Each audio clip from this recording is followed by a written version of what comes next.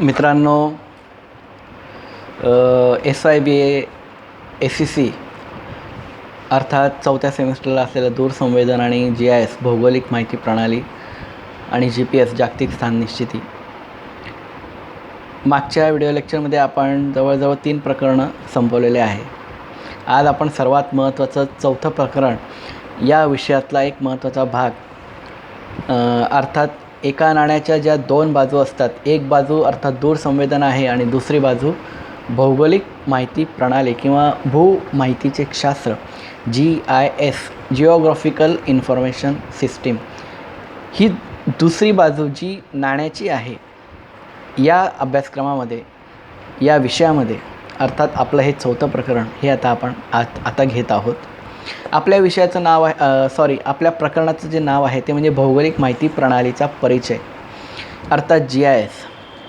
तर आतापर्यंत आपण दूरसंवेदनाच्या बाबतीत एक प्राथमिक स्तरावर असलेली माहिती जाणून घेतली.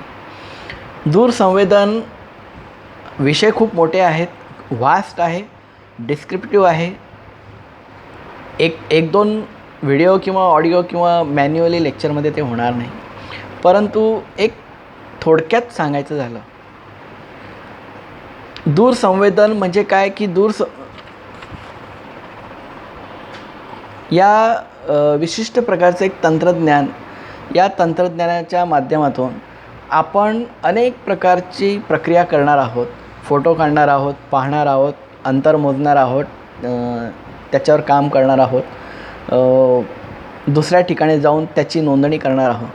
परंतु हे सर्व दूरसंवेदनात केल्यानंतर, ती माहिती कॅच केल्यानंतर, ती काढल्यानंतर, छायाचित्र घेतल्यानंतर ती कुठेतरी ठेवली जाते. ती ठेवली गेल्यानंतर त्याच्यात विशिष्ट प्रकारची महत्त्वाची प्रक्रिया किंवा प्रोसेस ज्याला आपण म्हणतो, म्हणजे त्या अमूर्त स्वरूपाला मूर्त स्वरूपात करण्याचं एक तंत्रज्ञान. म्हणजे एखादी गोष्ट एका टूल्समध्ये किंवा एका सॉफ्टवेअर्समध्ये किंवा एका कॉम्प्युटरमध्ये, संगणकमध्ये फीड केल्यानंतर त्याचा अभ्यास करून विशिष्ट प्रकारचं कन्क्लुजन येईपर्यंत आपण त्याच्यावर प्रक्रिया करतो. म्हणजेच काय की दूरसंवेदन या तंत्रज्ञानाचा वापर फक्त फोटो काढणे किंवा प्रदेशांचं निरीक्षण करणे वगैरे वगैरे आहे. GISचा जो काही उपयोग आहे किंवा जे काही इम्पॉर्टन्स आहे, जी माहिती दूरसंवेदनाच्या माध्यमातून त्या संस्थेकडे किंवा त्या ठिकाणी पोहोचवली जाते, त्याच्यावर पूर्णपणे जी काही मूर्त स्वरूपामध्ये प्रक्रिया केली जाते, ते प्रक्रिया करण्याचं विशिष्ट प्रकारचं तंत्रज्ञान अर्थात GIS आहे.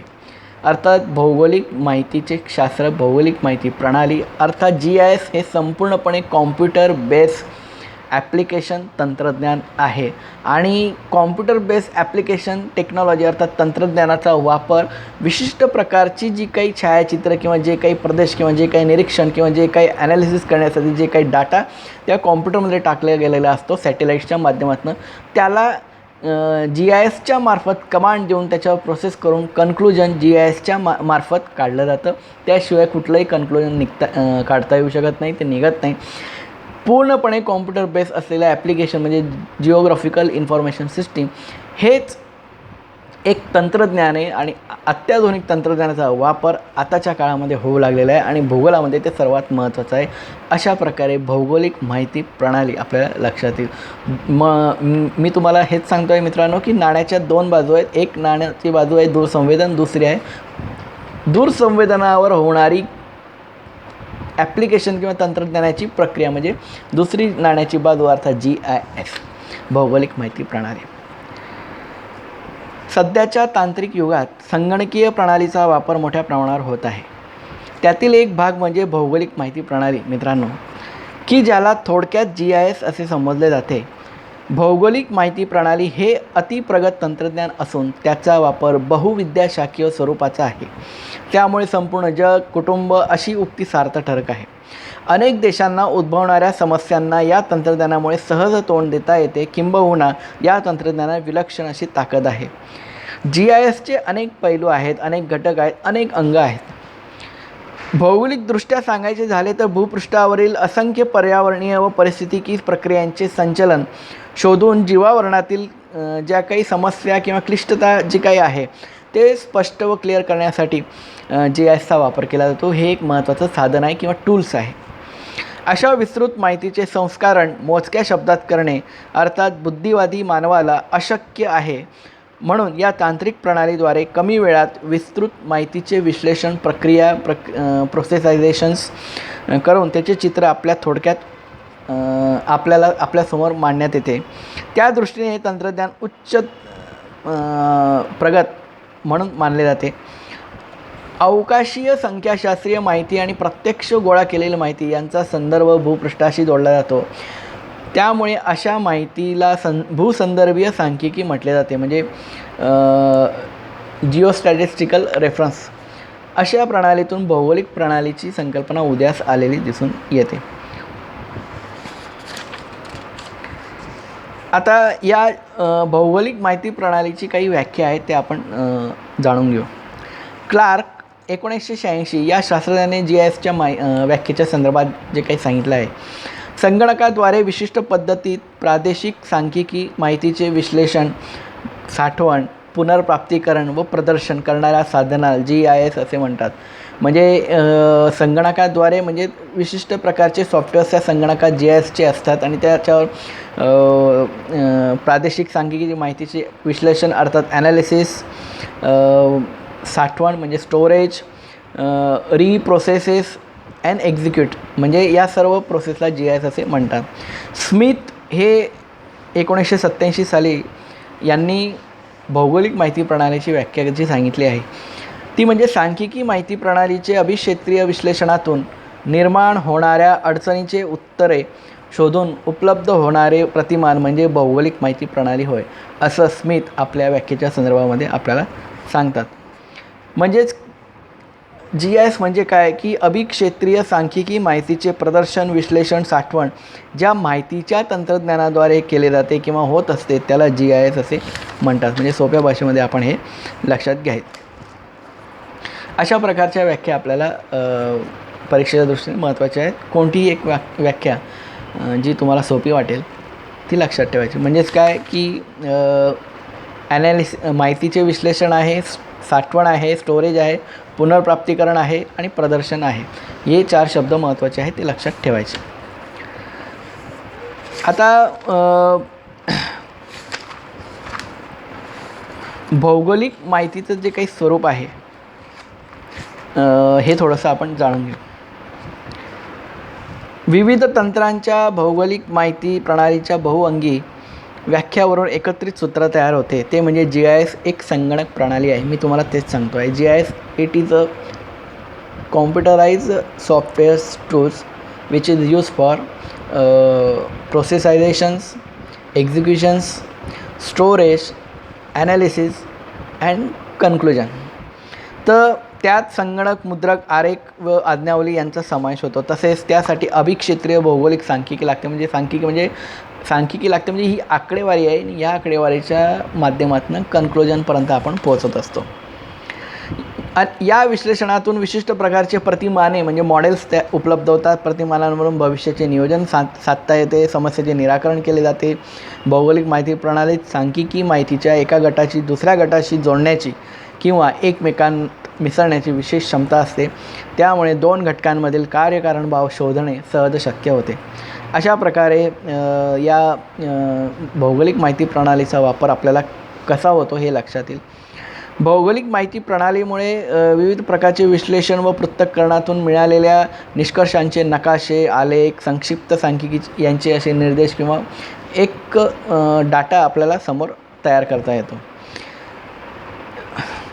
थोडक्यात काय की भौगोलिक माहिती प्रणाली किंवा हे जे तंत्रज्ञान आहे मित्रांनो, की हे भौगोलिक माहितीचे विविध ठिकाण व वेळेनुसार घेतलेल्या माहितीचा समावेश यामध्ये होतो. त्याचप्रमाणे जागतिक स्थान निश्चिती अर्थात GPS व दूरसंवेदन यांच्याद्वारे उपलब्ध भौगोलिक माहितीही समाविष्ट होते. वरील दोन्ही प्रकारच्या माहितीवर सुद्धा GIS तंत्रज्ञान अवलंबून असते. अशा माहितीच्या विश्लेषणाची व उपयोजनाची विविध क्षेत्रात मोठ्या प्रमाणावर उपयुक्तता आहे.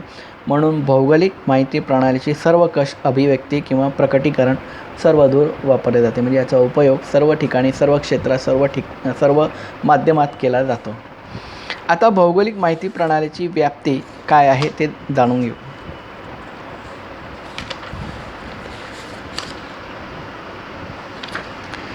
अलीकडच्या काळामध्ये माहिती तंत्रज्ञानाच्या युगात संगणकाच्या कक्षा झपाट्याने वाढत गेलेल्या आहेत. त्यामुळे सर्वसामान्यांना या ज्ञानाची भांडार उपलब्ध होत झालेले दिसून येतात. त्यांचाच एक आविष्कार म्हणजे EGIS होय. दोन पूर्णपणे भिन्न पण विलक्षण ताकदीचे तंत्र एकत्र आल्यामुळे जबरदस्त वैज्ञानिक क्रांती होऊ शकते. याचे उत्कृष्ट उदाहरण म्हणजे GIS प्रणाली, जिओग्राफिकल इन्फॉर्मेशन सिस्टिम्स. म्हणून या तंत्राची व्याप्ती सर्वदूर पसरलेली दिसून येते. वेगवेगळ्या प्रदेशातील भूमिप्रपात किंवा दरड कोसळणे यासारख्या आपत्ती व्यवस्थापनात GISचा वापर केला जातो.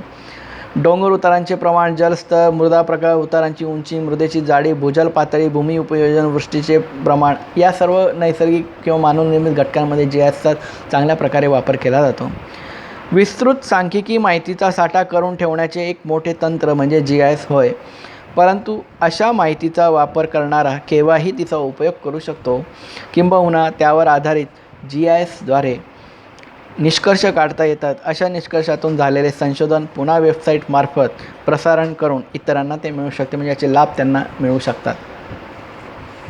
इंटरनेटच्या जगात अत्यल्प वेळात विस्तृत माहिती व संख्याशास्त्रीय माहितीचा शोध वाढला आहे आणि माहितीचे पृथक्करण करणे आणि विविध क्षेत्रात उपयोजन करून घेणे म्हणजे अधिक परिवर्तनशीलता व नवीन कल्पनांना वाव देणे होय. त्या अनुषंगाने देशाच्या सर्वांगीण प्रगतीत हातभार लावणे शक्य आहे. विविध प्रकारचं GISचा वापर हा कशा प्रकारे केला जातो म्हणजे प्रत्यक्ष भूरूप, त्याच्यानंतर माहितीचे विश्लेषण आणि निर्णय प्रक्रिया, निष्कर्षाची पातळी माहिती, म्हणजे ह्या टूल्सवरनं तुम्हाला लक्षात येईल. हा विशिष्ट प्रकारचा भूप्रदेश आहे. या GISच्या माध्यमातून माहितीचं संकलन, विश्लेषण केलं जातं आणि त्याच्यानंतर ही माहिती प्रदर्शित केली जाते. या अशा प्रकारचा हा जो पिरॅमिड जो दाखवलेला आहे GISचा, या GISच्या माध्यमातून आपल्याला ही गोष्ट लक्षात येईल. पूर्वी 1960मध्ये कॅनडात या तंत्राचा वापर एका प्रकल्पात झाला होता.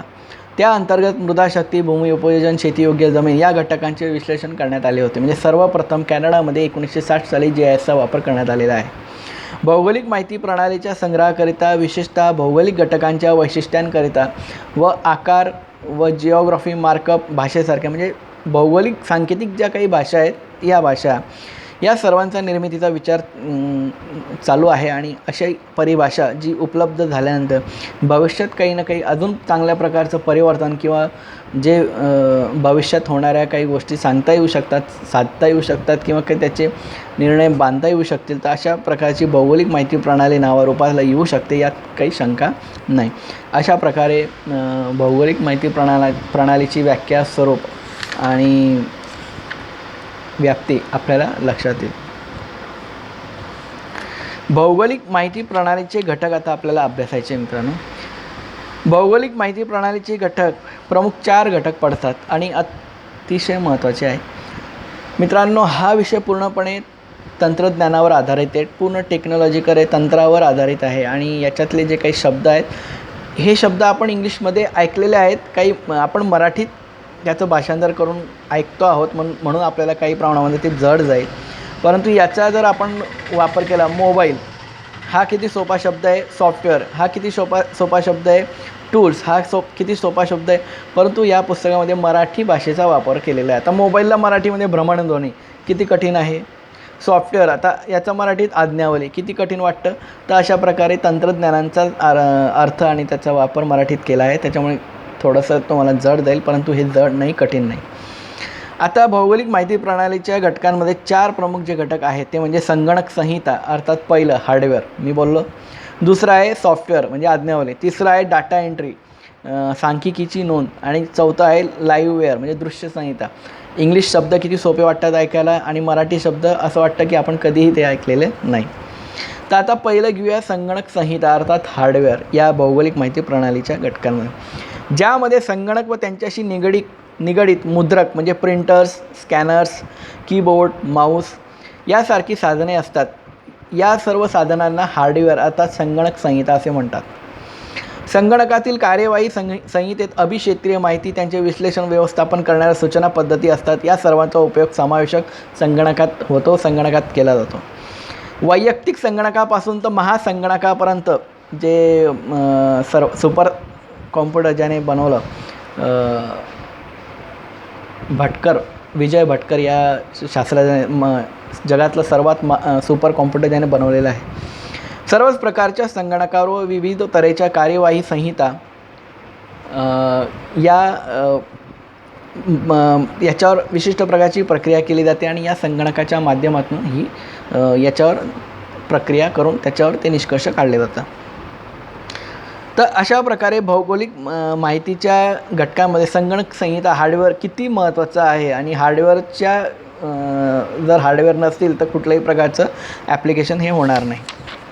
पुढचं आहे आज्ञावली कार्यवाही संहिता, अर्थात याला सॉफ्टवेअर्स म्हणतात. पहिले आपण हार्डवेअर बघितलं, आता दुसरं आहे सॉफ्टवेअर. भौगोलिक माहिती प्रणालीच्या या घटकात प्रामुख्याने आदान माहितीचा समावेश होतो, म्हणजे इनपुट मॉडेल्स. अशा माहितीचे दुरुस्ती येथे केली जाते, त्याचबरोबर त्याच्या प्रक्रिया केली जाते. दुरुस्त केलेल्या माहितीचे विश्लेषण विविध घटकांना अनुसरून केले जाते. त्यातून एखाद्या प्रतिमानाची, अर्थात जे काही मॉडेल्स किंवा जे काही डायग्राम्स तयार होईल त्याची निर्मिती केली जाते. असे प्रदान केल्यानंतर, प्रतिमा निर्माण झाल्यानंतर त्यांचे प्रगटीकरण म्हणजे एक्झिक्यूट त्याला केल्यानंतर दृश्य स्वरूपात ते करता येते. थोडक्यात आदान माहिती, संक्षिप्तीकरण, विश्लेषण, प्रतिमानांची निर्मिती, प्रतिमानांचे प्रकटीकरण व दृश्य सादरीकरण यासारख्या प्रक्रिया कार्यवाही संहितेत समाविष्ट आहे. म्हणजे एक प्रकारचे सॉफ्टवेअरचा वापर त्याला पूर्णपणे मूर्त स्वरूपात तयार करण्यासाठी वापर केला जातो. विदाऊट सॉफ्टवेअर किंवा आज्ञावली शिवाय आपण काहीही करू शकत नाही. या ठिकाणी हा अर्थ यांना सांगावयाचा आहे. तिसरा जो प्रमुख जो घटक आहे या भौगोलिक माहितीच्या प्रणालीमध्ये तो म्हणजे डाटा एंट्री. डाटा एंट्री ऑपरेटर्सची खूप जरूरत असते प्रत्येक ठिकाणी, अशी जाहिरात वाचतो. म्हणजे काय, या सांख्यिकीची नोंद कशा प्रकारे तुम्ही ठेवू शकतात. तर खऱ्या अर्थाने भौगोलिक माहिती प्रणालीचा दुसरा महत्त्वाचा घटक म्हणजे संख्याशास्त्रीय नोंद म्हणजे डाटा एंट्री आहे. म्हणजे एखाद्या ठिकाणचं छायाचित्र काढल्यानंतर त्याच्यावर प्रक्रिया करून जी काही आकडेवारी आपण गोळा करू की ती आकडेवारी आपण स्पष्ट करू, तिची एंट्री, त्याची माहिती कुठे ना कुठे आपल्याला इनपुटमध्ये ती स्टोअर करावी लागेल, म्हणजे नोंद ठेवावी लागेल. म्हणजे हीच सांख्यिकीची नोंद या ठिकाणी डाटा एंट्री म्हटलं गेलेलं आहे. विविध माध्यमातून समाविष्टित केल्या जातात. उदाहरणार्थ संख्या, आकृती, नकाशा, सांख्यिकी नोंदमधील काही गुण विशेष, अभिक्षेत्रीय, सुदूर संवेदन व जागतिक स्थान निश्चिती अशा प्रकारच्या या मूर्त स्वरूपामध्ये सांख्यिकी नोंदी दर्शवल्या जाण्याचा प्रयत्न असतो. आता पुढचं आहे दृश्य संहिता, लाईव्हवेअर. GISच्या या घटकात संगणक संहितेत केलेल्या कार्यवाही संहितेतून उपलब्ध झाल्या अभिक्षेत्रीय नकाशाच्या सादरीकरणाचा समावेश होतो. येथेच खऱ्या अर्थाने भौगोलिक माहिती प्रणालीचे महत्त्व लक्षात येते. प्रदान म्हणजे आउटपुटच्या माहितीचं आणि मुख्य नकाशाचे एक्झिक्युशन, प्रकटीकरण यात समाविष्ट होते. येथे विविध सांकेतिक चिन्हे व खुणांच्या सहाय्याने तयार झालेल्या नकाशात योग्य ते बदल केले जातात. म्हणजे एक प्रकारची कमांड देऊन त्याच्यावर ते नकाशे मॅप्स प्रोसेसिंगला टाकले जातात. थोडक्यात काय की सांख्यिकी नोंदी प्रतिमानातून अंकीय प्रतिमानात रूपांतर केले. म्हणजे म्हणजे डिजिटल किंवा न्यूमेरिकल व्हॅल्यू, कॉम्प्युटरला न्यूमेरिकलची भाषा समजते आणि ती सोपी आहे. आणि जे विशिष्ट प्रकारची कोडिंगच्या माध्यमातून म्हणजे बटन दाबल्या गेल्यानंतर, कमांड दिल्यानंतर आतमध्ये तशी कमांड दिली गेली जाते आणि मग पुढे तिचं मूर्त स्वरूप आपल्याला पाहायचं. अशा प्रकारे या अंकीय प्रतिमानातून अभिक्षेत्रीय नकाशा किंवा प्रतिमान उपलब्ध होते आणि त्याचा विशेष नकाशा शास्त्रीय तंत्रे वापरून दृश्य प्रकटीकरण करतात. म्हणजे जिवंत असलेले नकाशे, म्हणजे जे नकाशे आपण गुगल मॅप्सवर पाहतो म्हणजे चालू किंवा लाईव्ह वेअर, तेच हे नकाशे असतात जे आपल्याला दृश्य स्वरूपात आणि जिवंत स्वरूपामध्ये आपल्याला पाहायला मिळतात. गुगल मॅप्स हे सॉफ्टवेअरच्याच माध्यमातून हे सगळे तयार झालेले असतात.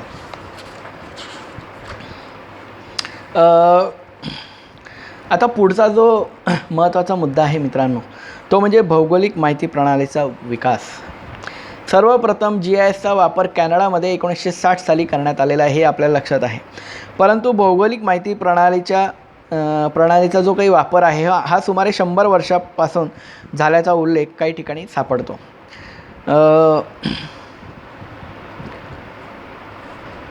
या ठिकाणी या शास्त्रामध्ये या विषयात विस्तृत माहितीचे विश्लेषण व व्यवस्थापन करणारे प्रगत शास्त्र म्हणून वैज्ञानिक जगात या तंत्राचा मोठ्या प्रमाणे वापर करतात. GIS तंत्रज्ञानाचा विकास कॅनडियन भौगोलिक माहिती प्रणाली CGIS कॅनडामध्ये, म्हणजे कॅनडात जर सर्वप्रथम उपयोग झाला तर त्याचंच हे एक संयुक्त नाव आहे. नैसर्गिक प्रायोगिक संशोधन केंद्र NREC येथे ही GIS खऱ्या अर्थाने वापरास सुरुवात झाली. ग्रेट ब्रिटनमधील पर्यावरण विभागाने या संस्थेने विशेष GIS विकासात नोंद घेण्यासारखा विकास घडवून आणला. हार्वर्ड विद्यापीठात संगणक ग्राफिक्स आणि अभिक्षेत्रीय विश्लेषणात डिझाईन प्रशाळेत GISचे संशोधन सर्वात पहिले झालेले दिसून येते. भौगोलिक माहिती प्रणाली क्षेत्रात जागतिक मान्यता प्राप्त केली. त्यामुळे व्यावसायिक एजन्सीने GISचे विविध सॉफ्टवेअर्स विकसित केले. त्यापैकी सर्वात महत्त्वाचा GIS एजन्सी म्हणजे ESRI इंटरग्राफ, लेझर स्कॅन व ऑटोडेस्क हे सॉफ्टवेअर्स किंवा ह्या आज्ञावली प्रणाली आहेत. या सर्व GIS आज्ञावलींची आज व्यावसायिकतेत मोठी आघाडी घेतलेली आहे. 1970च्या दशकात GISद्वारे ध्वनियुक्त सांख्यिकी माहितीची रचना, साठवण व नकाशाचे विश्लेषण या मुख्य बाबींवर विशेष भर देण्यात आला. गणितीय विश्लेषणातून काही 2 डायमेन्शनल किंवा 2 डायगोनल आकृत्या निर्माण करण्यात आल्या. 1980च्या दशकात व्यक्तिगत संगणकाचा प्रसार वाढला. त्याच वेळेस लहान संगणकाची निर्मितीसुद्धा होऊ लागली. त्यासोबत विविध प्रोग्रॅम संगणकात समाविष्ट होऊ लागले. विविध प्रोग्रॅम्स असतात, सॉफ्टवेअर्स, लँग्वेज, त्यांची कमांडिंग, सगळ्याच न्यूमेरिकल आणि ॲरिथमेटिकल व्हॅल्यू त्याच्यामध्ये इनपुट व्हायला लागला. 1990च्या दशकात तर संगणकीय माहिती वैशिष्ट्ये विशिष्ट उद्दिष्ट लक्षात घेऊन तपासली जाऊ लागली. त्यामुळे सांख्यिकी माहिती तयार करून व्यावसायिकतेसाठी GISचा वापर भूमाहितीशास्त्र अर्थात जिओ इन्फॉर्मॅटिक्स म्हणून होऊ लागला. या संकल्पनेतून अभिक्षेत्रीय माहिती सिद्धांत GISद्वारे तयार होऊ लागले. म्हणून भौगोलिक माहिती प्रणालीची गुणवत्ता दिवसेंदिवस वाढत चाललेली आहे आणि ती वाढणारच आहे. भारतात भौगोलिक माहिती प्रणालीचा विकास गेल्या दशकांपासून म्हणजे 10 वर्षापासून महत्त्वपूर्ण आहेत किंवा तो केला जात आहे. भारतीय अवकाश विभागात प्रामुख्याने GISचे उपयोजन नैसर्गिक साधनसंपदांचे व्यवस्थापनाच्या माध्यमात होत आहे. म्हणजे जी काही नैसर्गिक साधनसंपत्ती भारतात किंवा भारतीय उपखंडामध्ये आढळून येते त्या संदर्भात अभ्यास करण्यासाठी हा केला जातो. नैसर्गिक साधनसंपदा माहितीची प्रणाली NRIS natural remote information system मध्ये आहे. त्यातून शाश्वत विकासाच्या एकत्रित उद्देश सफल होत आहे. तसेच राष्ट्रीय पातळीवर जैविक विविधता वैशिष्ट्यांसाठी जी काही GIS उपयुक्त ठरत आहे त्या GISच्या माध्यमातून इतर विकासाकरता नैसर्गिक संपदा विकास व व्यवस्थापन प्रणाली NRDMS आणि विज्ञान व तंत्रज्ञान DST विभागाने निर्माण केली आहे.